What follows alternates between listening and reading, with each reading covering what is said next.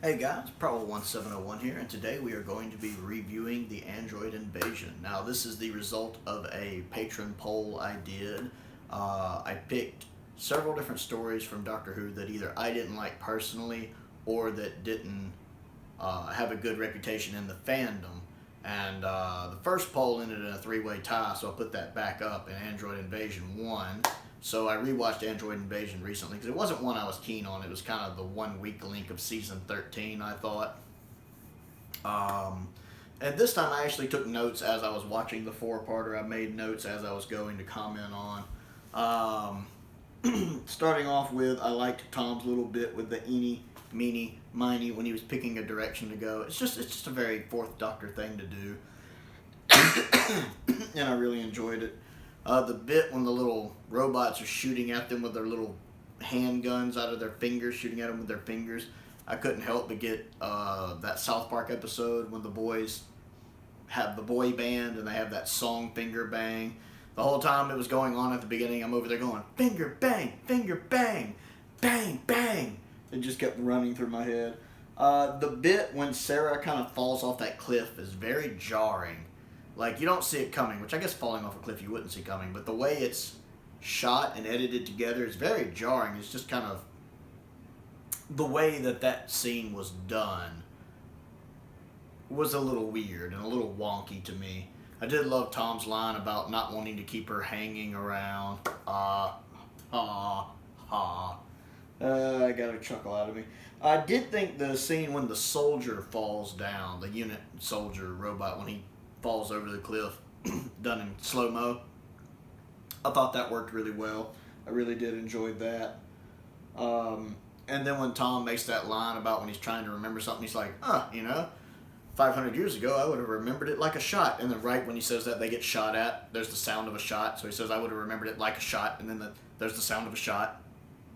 I just really like that the way that kind of works out.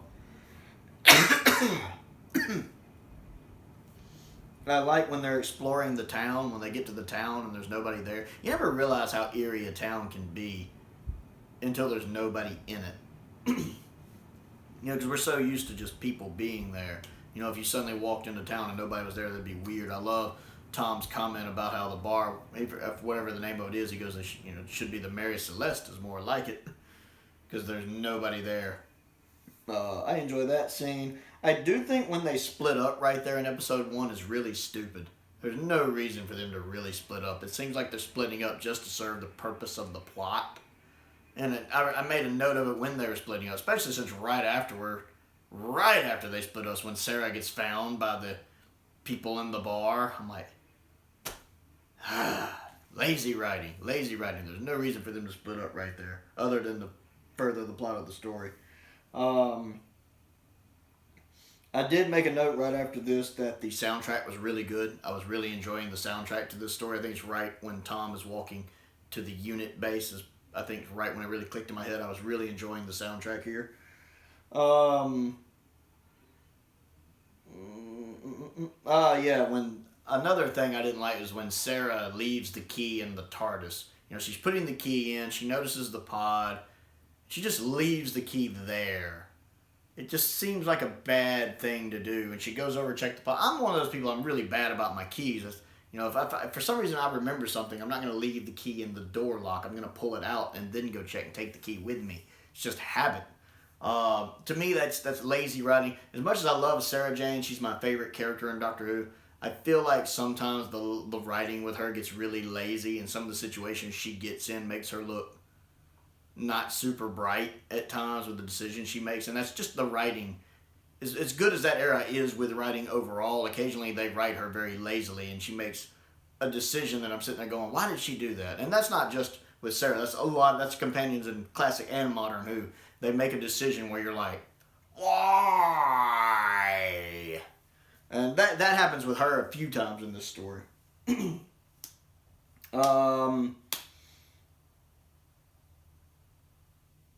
Let's see, Tom.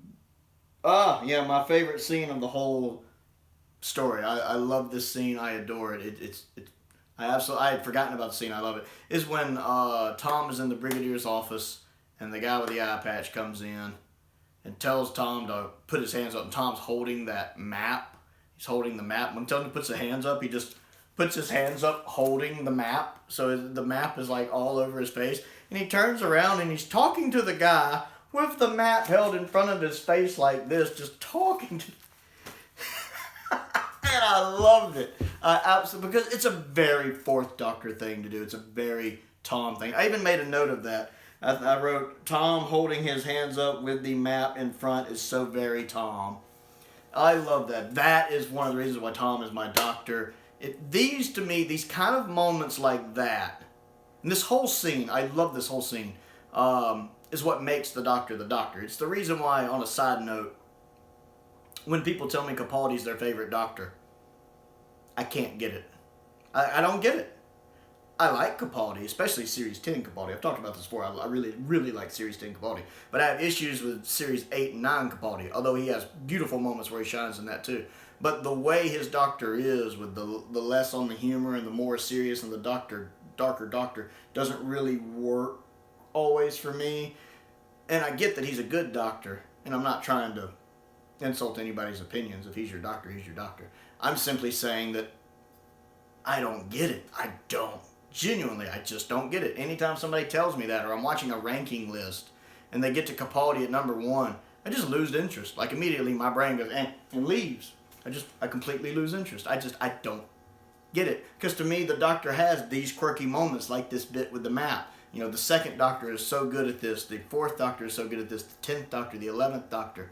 They have those little quirky moments. Even Pertwee has those little quirky moments occasionally. McCoy has those quirky moments. McGann has those quirky moments. Eccleston has those quirky moments that just make the Doctor the Doctor. Capaldi has some of those too, actually, to a much lesser degree. But I love that scene because this whole scene encompasses everything of what makes the Doctor to me. Much like that very famous scene in City of Death with the wonderful butler. He's so violent and, well, you're a beautiful woman probably. That scene also that's what makes the Doctor to me, is the way he acts. He's different. But in this whole scene, you never lose control of the fact you never lose sight of the fact Tom is never out of control of this situation. One of the things that makes Tom such a good Doctor is no matter what happens, he's almost always in control of the situation. Even here, when he's being held at gunpoint, he's controlling the situation. I made notes of some other parts of the scene I like. There's, when the guy tells him, hold your hands up, and Tom's like, that's the first friendly thing I've heard since I got here. I enjoy that, because that's the first thing someone else besides Sarah has told him since he got here. So that's actually true. And I love right here when he first pulls the map down out of Tom's face and Tom's holding his hands up. And he's talking to Tom. Tom very subtly takes his hand and adjusts his hat.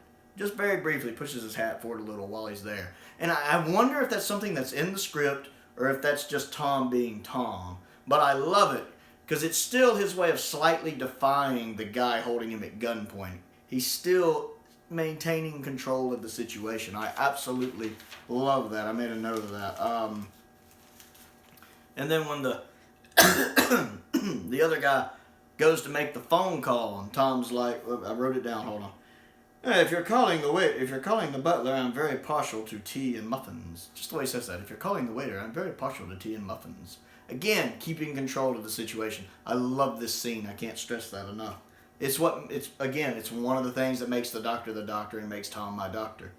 Another note I made is this episode really suffers from bad aim syndrome, the Stormtrooper syndrome, where a lot of times the only reason the Doctor and Sarah don't lose this story is because the other people are bad shots. Just really bad shots. They get shot at a lot, especially in this first episode, and they just happen to not get hit. Tom really should have gotten it one time when the guy with the eye patch was shooting at him, although since he is wearing an eye patch, maybe the guy has bad hand-eye coordination.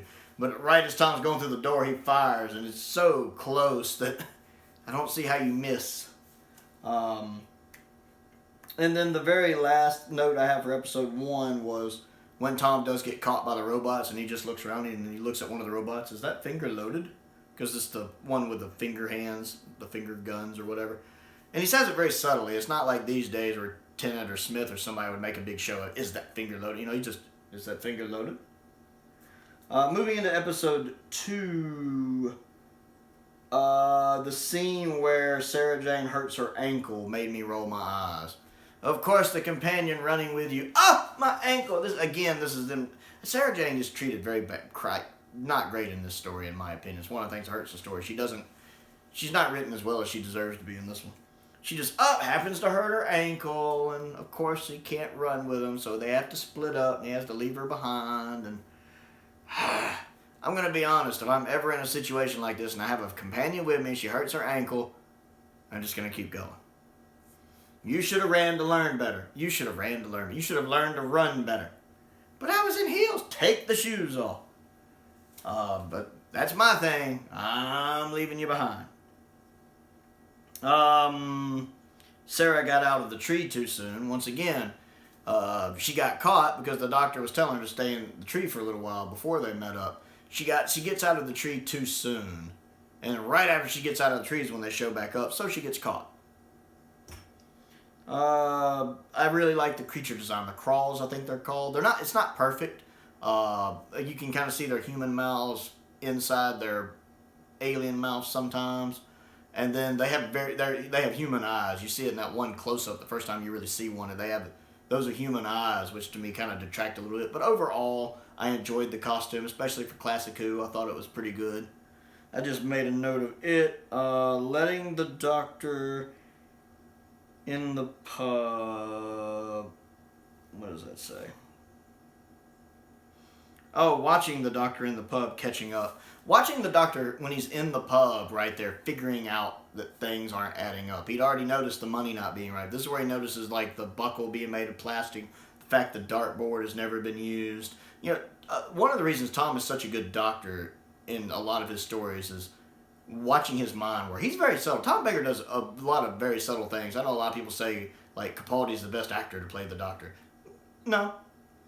Tom Baker does a lot of stuff that I don't think a lot of people notice unless they're paying attention. He has a lot of very subtle nuances when he's playing the character. And you can literally see the gears turning in his head as he's coming up with one theory, and then as he's getting more information, he's discarding that theory and forming a new theory. And you see him slowly working things out here. Again, Tom is very good about being in control and being steps ahead of where people think he is. When he gets the phone call from Sarah, he notices right away, he got a phone call from her, and then immediately he's like, oh, what do you know? The phones aren't working again. He already knows there's something suspicious about that. Puts the receiver down. I like that he makes note of that and says something about that in his very Tom Baker way. Let's see. I like how as soon as he sees Sarah, he offers her a drink of that drink he was drinking at the beginning, which Sarah didn't want because Sarah didn't like it. And of course the robot doesn't know that, so the robot Sarah drinks it. And it's like delicious. And Tom, doesn't really say anything. He doesn't comment on it. He doesn't call her out on it, but he's on his guard. See, he knew to test her. He knew something wasn't right. Something was suspicious, so he tested her with the drink. And then he gets her talking about what's going on, and then she mentions, like, I saw Harry, but it wasn't the real Harry. And immediately Tom's like, what do you mean it wasn't the real Harry? Because he doesn't know about the androids yet. He immediately caught on that the android Sarah made a little slip. He's like, what do you mean the android? What do you mean not the real Harry?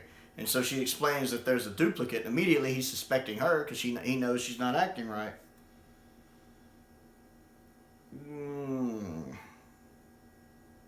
See, and that was another thing I made a note of, watching Tom figure it out in the store, too. I love watching his mind work in this story. Tom really does sell this story. In that part, when they get away from the store, when he's like, this is not a real tree, that's not a real this, and you're not the real Sarah. He just says it so offhand, and you're not the real Sarah. I knew it immediately. And then, of course, when she pulls the gun on him, I like how while he's talking, he just knocks the gun out of her hand. Yes, I knew it immediately. He just takes the gun out of her hand. Right, that's the fourth Doctor. And then he grabs her and shakes her, and her mask falls off when she falls on the ground. And that's another thing I've mentioned before about the story that doesn't work, is when the mask is off right there, you can tell it's like a dummy with the mask off. Even the skin around it doesn't look right. The body doesn't fall right. It's obviously a dummy. It's really weird going from an android that looks realistic to even the skin around it and its movements not looking realistic to when it puts the mask back on to looking realistic. Doesn't quite work. It would with technology now, didn't quite then. Not as bothersome this viewing, though, because it doesn't happen as often as I thought it did. So, not as bothersome. Episode 3 has very short notes. I think it was my least favorite of the 4. Still loving the soundtrack. I did make a note of that in episode 3 that I was still loving the soundtrack. The city vaporizing was neat. It was a real quick effect, but I like how when the fake city vaporized, I like that little effect there. I like when somebody's talking to the doctor and he's like, they vaporized me, and they're like, well, they thought you were a threat, and the doctor's like, oh, wow. Just the way that he just stretches it off. Well, they thought you were a threat. Oh, wow. It's very Tom Baker. And then the very end of episode 3 was Sarah's squished face right as the cliffhanger goes, and it's like close-up of her going like this, and I'm like, that's a terrible. It's just bad directing decision. Bad. Didn't care for it. I do love in episode 4, right at the beginning, the conversation between Sarah and Tom when they're talking about the plan, because it's so adorable. I love this TARDIS team together. Tom and Liz and the 4th Doctor and Sarah have such good chemistry, and you can tell they're so close, and it really shows in a lot of their conversations. I love it here when he's talking about all the things, and she's like, so, you know, we can either get killed this way, or we can suffocate, or we can crash on impact. And the doctor's like, you've pointed out the one flaw in our plan. She's like, it's not our plan, it's your plan. He's like, well, do you have a better one? And she's just like, how long till we get started on this? Just that's how she's resigned to it. All right, when do we get started on this? I absolutely love that scene. It's very adorable. That Faraday guy is very British. The guy who's pretty much standing in as the Brigadier, I made a note that he's very British sounding, especially right when he first shows up, which is when I made the note. He kind of reminded me of General Melchett from Blackadder, or Colonel Crittenden from Hogan's Heroes, maybe. But very British. I just made a note of that.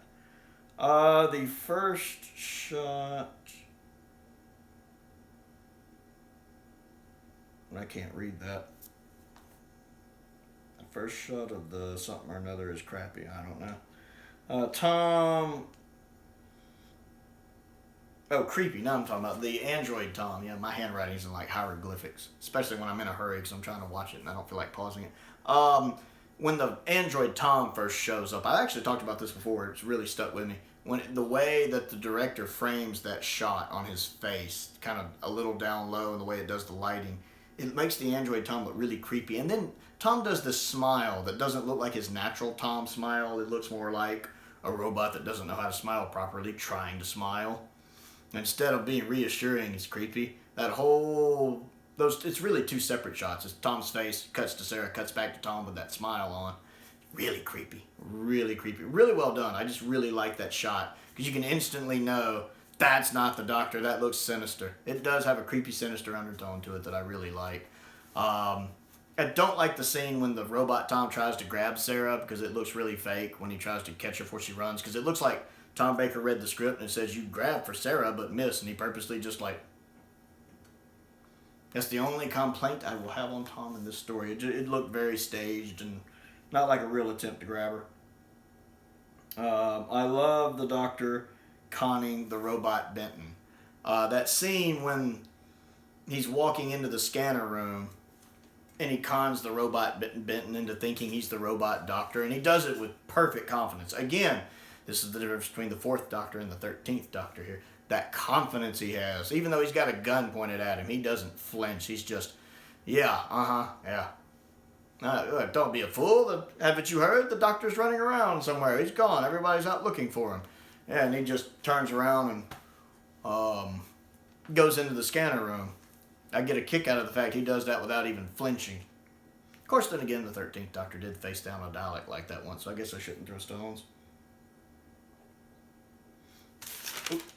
To the next one. I do like when the robot Doctor then comes in and Benton's like, wait a minute. And the robot Doctor says the same thing. And so Benton shoots him. And then the robot Doctor looks at him with that satisfied. I really like the way Tom delivers that line as the robot. Satisfied. It almost, even though it's a robot without emotions, it has this very annoyed underlay to it that I absolutely find hilarious and really enjoy. The bit about the eye patch doesn't make any sense to me. How the one guy doesn't, he doesn't have to wear the eye patch. It turns out his face is fine. I don't understand why they set up a cover story to have him wearing the eye patch if he didn't need the eye patch. Why come up with a lie about we couldn't find an eye? Why not just say, oh, we completely repaired you and you're fine? It seems silly and only is there for the reveal at the end to make him switch sides. It seems like a plot point that wasn't well thought out. You'd think he'd have looked behind it at some point just out of curiosity. But so that was one of those things when I saw it, I was like, this is stupid.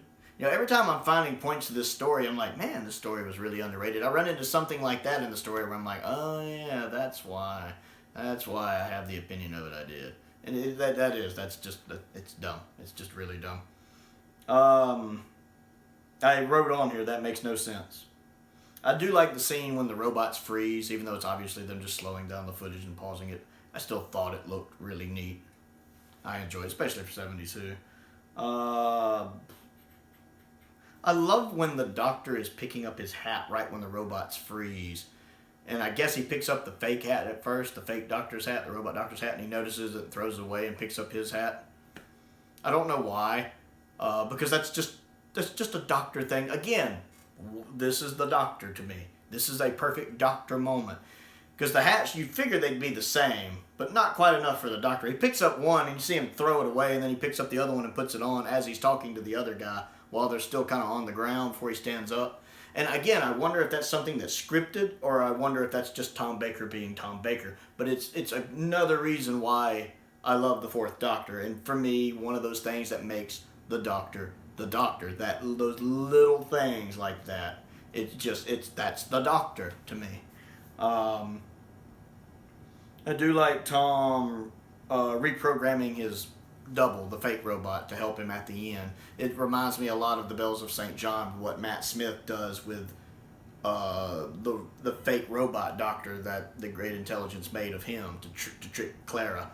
That's pretty much what he does here. He reprograms the robot and has it stand in as him for a scene, and I really enjoy that. The little parallel between the Fourth Doctor and the 11th Doctor, I really enjoyed that, and I'd forgotten it too. So when it happened, I was like, oh yeah.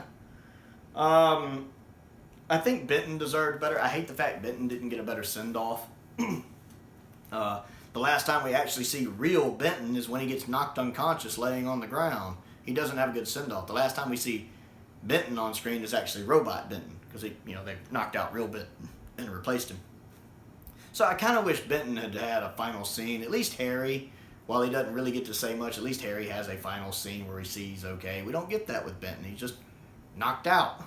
So I was a little disappointed with that, since it did end up being Benton's last story. I would have liked to have just had him say goodbye to the Doctor or something. I would have liked that more. I do really enjoy the ending scene with the Doctor and Sarah. Again, it's a wonderful scene. It shows the chemistry between them, and it's absolutely adorable. When she's talking about, I'm going home via taxi. I'll tell you what, why don't I take you home? She's like, oh, how can I refuse? It's so cute. It's so adorable. And there's a reason why. That's another reason why they're my favorite TARDIS team. I really, really liked that scene.